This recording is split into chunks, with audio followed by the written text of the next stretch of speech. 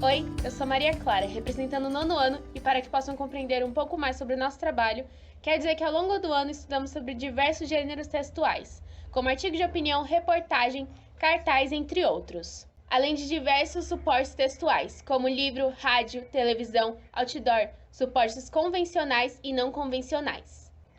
Dessa forma, pensamos no suporte Instagram e no gênero textual conversacional. Assim, nós vamos apresentar um pouco, ou pelo menos parte do que estudamos na disciplina de linguagens. Temos como tema do nosso projeto as diversas personalidades, onde vocês poderão conhecer um pouco mais sobre elas, até mesmo como elas se vestiam e como elas se pareciam. As personalidades são Frida Kahlo, Hedy Lamarr, Ona Bugueixa, Monteiro Lobato e Marielle Franco. Eu desejo a todos vocês uma ótima mostra cultural. Todas as pessoas usam o sistema Wi-Fi, mas a maioria delas não sabem quem o criou e como ele foi criado. Então, hoje eu vou explicar para vocês justamente isso. Eu sou Maria Clara, aluna do nono ano. A pessoa que criou o Wi-Fi foi uma mulher chamada Hedy Lamarr, uma atriz muito conhecida no século XX. Ela nasceu em 1914 na Áustria e desde muito jovem teve contato com arte, já que sua mãe era uma pianista. Até os 10 anos de idade, praticou balé e piano e depois seguiu carreira como atriz. Ela foi casada com o homem mais poderoso da Áustria, um fabricante de armas que tinha contato com os nazistas e fascistas. Mesmo que Lamarr e sua família fossem judeus, ela tinha a proteção de seu marido na época da Segunda Guerra Mundial, onde o nazismo crescia cada vez mais na Europa. Mas ela não conseguiu suportar ficar naquele lugar e fugiu para a América. Antes de sair da Europa, pegou uma joia que valia uma pequena fortuna e com ela embarcou em um cruzeiro, onde ela conheceu o produtor que garantiu seu lugar em Hollywood. Sabendo da situação na Europa, Lamarr fazia de tudo para trazer sua mãe para a América, até que em 1940, em uma festa, ela conheceu o compositor George Entel, e juntos eles criaram a base para o sistema Wi-Fi. Durante um dueto espontâneo com Entel no piano, Lamarr percebeu que ao tocarem a mesma nota em escalas diferentes, havia comunicação por causa da frequência. Logo, Lamarr pensou nos torpedos que eram utilizados pelos submarinos na Segunda Guerra Mundial. Eles usavam alternância de frequência com base no sinal de rádio, assim mudando a direção deles. Ela pensou que se houvesse algo que mandasse o sinal e um receptor que recebesse esse sinal, poderia haver a comunicação. E assim iniciaram-se os estudos para a criação do sistema Wi-Fi. Depois de meses de trabalho, a alternância de sinal estava finalmente pronta para ser usada nos torpedos durante a guerra e distrair os radares nazistas. Logo no começo da Segunda Guerra Mundial, Lamarr e Entel submeteram um projeto ao Conselho Nacional e depois de um ano receberam a resposta. O projeto tinha sido recusado. Eles foram até Washington conversar diretamente com o conselho, mas foi em vão. O preconceito com a mulher, ainda mais a atriz, foi maior e o projeto ainda não tinha sido aprovado. Depois de anos lutando pela invenção, ela foi finalmente usada durante a crise dos mísseis e depois perdeu a exclusividade do governo e foi utilizada para a criação do sistema Wi-Fi e do GPS. Lamarr morreu em 2000 com 85 anos por causa de uma insuficiência cardíaca. Ela só vem ganhando reconhecimento depois de 2014, quando ela entrou no Hall da Fama dos Inventores nos Estados Unidos. Essa é a história de Hedy Lamarr, a criadora do Wi-Fi, um sistema que utilizamos muito hoje em dia e que é o nosso único meio de comunicação com o mundo de fora nessa época de pandemia. A Frida Kahlo ela foi considerada uma inspiração no feminismo por enfrentar os padrões do gênero da época pelas obras e modo de vida. Quando mais nova, aos 6 anos, sofreu de poliomielite, tendo algumas sequelas com o tempo e por isso sempre usava saias longas. Bom, ela teve uma vida bem trágica. Com 18 anos, Frida estava viajando a Coyoacán junto ao seu esposo, e o ônibus que os dois estavam colidiu com um trem. Ela teve várias lesões que acabaram causando uma hemorragia grave. Durante o período que foi internada, não podia se esforçar e acabou escolhendo por pintar a si mesma, porque a maioria das vezes estava sozinha. Sempre se retratava usando um colete ortopédico ou expressando sua dor, tanto em sua vida quanto física.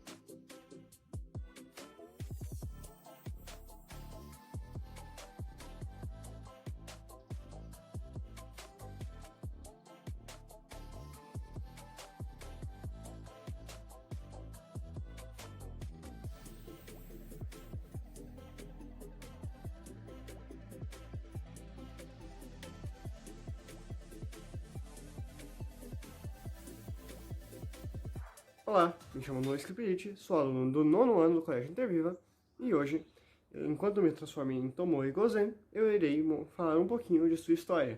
Enquanto isso, fiquem com o slow motion de minha maquiagem. Quem foi Tomoe Gozen?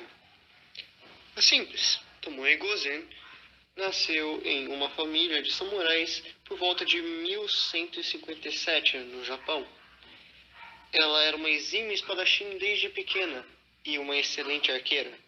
Após se casar com Minamoto em 1184, Tomoe partiu para guerras contra os shoguns, pois seu marido foi considerado um traidor. Entretanto, seu marido veio a falecer e sua guerra perdida. Em vez de realizar o ritual de seppuku japonês, ela se casou com um shogun cujo nome é desconhecido. Ela morreu por volta de 1224, sendo freira nos seus últimos anos. Seu túmulo é desconhecido, porém dizem que ela foi enterrada em Kyoto. Interessante, não? Pois é, né? Tomoe Gozen, personalidade incrível, maquiagem eu não consegui fazer tão bem, mas eu tentei. Então aqui do lado vai ter uma imagem de como deveria ter ficado. Pois bem, muito obrigado por assistirem, espero que tenha ajudado e até a próxima.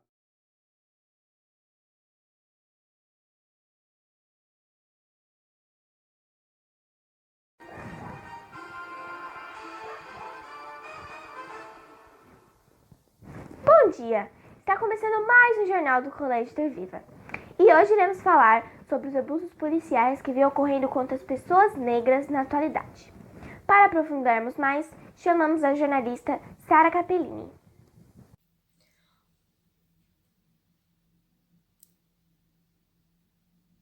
Bom dia, Carol.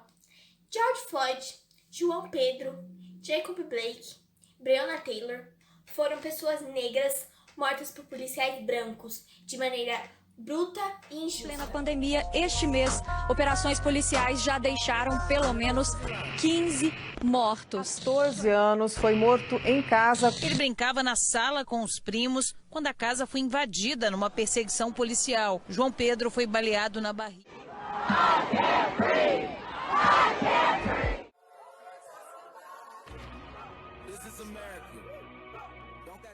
No contexto de movimentos pró-democracia no Brasil e Black Lives Matter no mundo todo, a figura de Marielle Franco na política ganha destaque. Isso acontece por conta de sua postura de defesa de grupos que passam por opressões raciais e de classe, sobretudo as mulheres negras, as populações periféricas e LGBTQI+. Sou nascida e criada na Maré. Sou socióloga, mas hoje exerço aqui o papel de vereadora. Esse é o lugar da onde a gente constrói essa narrativa. O caso Marielle, como ficou conhecido, foi notícia no mundo todo e gerou diversas manifestações, que mais de 2 anos depois continuam pedindo justiça e buscando manter seu legado vivo. A palavra de mulher mais vale, não é só a palavra de homem que vale, não. Marielle Francisco da Silva, ou simplesmente Marielle Franco, nasceu em 27 de julho de 1979, no Rio de Janeiro. Foi uma socióloga e vereadora eleita em 2017. Mulher, negra, mãe, favelada, Marielle Franco foi a 5ª vereadora mais votada no Rio de Janeiro. Ao se tornar mãe, aos 19 anos de uma menina, Marielle também começou a se constituir como lutadora pelos direitos das mulheres e debater essa temática na periferia. As questões do feminicídio, na luta contra o racismo, bem como a defesa de direitos humanos nas favelas do país, modulam o perfil de seu mandato e seus projetos em busca de um modelo de cidade mais justo. 2000 que eu tô numa atuação fazendo esse trabalho com favela, com cultura, com educação. A minha filha era aquele furacão, né, que todo mundo conhece hoje. Então, a gente traz muito isso, esse posicionamento assim, de mulher forte, de luta. Estava na noite de 14 de março de 2018, voltando de um evento em que palestrava sobre negritude, representatividade e feminismo. 3 disparos de uma metralhadora 9mm atingiram o carro em que ela estava. Segundo as investigações, o crime estava sendo planejado com 4 meses de antecedência e de maneira meticulosa. Um crime ainda sem solução. Veio uma rajada assim, no carro, uma rajada de tiros. Marielle e Anderson foram mortos. A polícia fala em execução, mas ainda não sabe explicar os motivos. Após mais de 2 anos, políticos que foram aliados de Marielle, como Marcelo Freixo e Elian Brum, jornalista do El País, ainda cobram e pressionam os investigadores por uma resposta sobre os mandantes.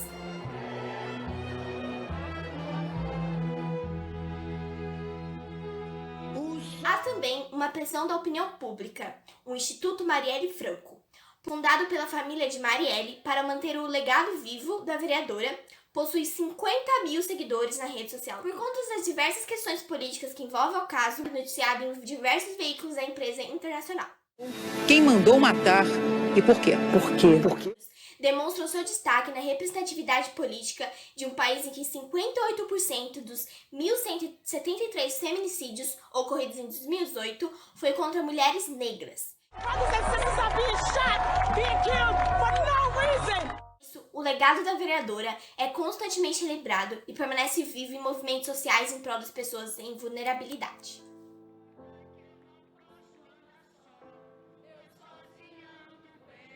E é com profunda tristeza que encerramos a sessão de hoje. Até a próxima!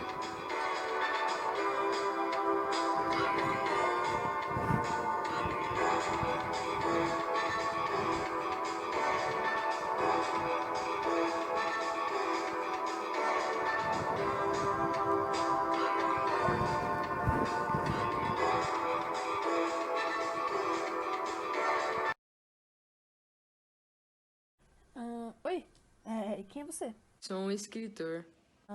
Sério? Que legal. Você poderia, nos contar um pouco sobre essa história? Eu tô fazendo um artigo aqui e você apareceu e me surpreendeu. Bom, nasci em Taubaté, São Paulo. Desde criança eu gostava de ler, porém, foi minha mãe que me alfabetizou. Aos 13 anos, fui tentar fazer um curso secundário para ver se conseguia entrar em uma faculdade de Direito. Interessante. Eu até consegui entrar numa faculdade, porém, com um discurso meu, tive que voltar para minha cidade natal. Nossa, mas o que você fez pra, ter que sair e voltar pra sua terra natal, sair da faculdade, abandonar tudo? Você poderia nos contar? Prefiro não comentar sobre isso. Enfim, me casei e comprei a Revista do Brasil e fiz meu primeiro lançamento de um livro, que fez o maior sucesso. Fiz a Narizinho Arrebitado para pequenas escolas infantis. Depois do tremendo sucesso que isso teve, resolvi criar o Sítio do Pica-Pau Amarelo. E foi o meu maior sucesso desde então. Ah, tá. Eu tô anotando tudo aqui que você tá falando e... tô achando que você é o Monteiro Lobato. Você é ele? Que eu fiquei em dúvida agora. É, isso mesmo, sou eu sim. Como se transformar no Monteiro Lobato? Bom, primeiro eu peguei uma canetinha de maquiagem e comecei fazendo uma monocelha. Tá aí como é que ficou o resultado. Daí depois eu fiz o bigodinho dele, né? Que ele tem um bigodinho na régua. Peguei, fiz o bigodinho dele. E demorou um pouquinho pra fazer, mas eu consegui fazer. E depois eu ainda fiz uma barbinha, bem pequenininha, porque não tem tanta barba, daí eu fiz a barbinha, né? Daí depois eu peguei uma camisa social, né? Porque naquele tempo eles usavam mais coisa social, né? Peguei uma camisa social e peguei uma gravata. Pra fingir que era a roupa dele, né? Daí como é que eu fiquei? Daí depois eu fui arrumar meu cabelo, né? Porque o cabelo dele é lambido pra trás, só que como eu cortei meu cabelo não deu pra fazer muita coisa. Daí eu tentei clarear o meu cabelo um pouquinho, pra ele ter uns cabelos branco. E esse foi o resultado final. Daí como é que ficou e aí a comparação.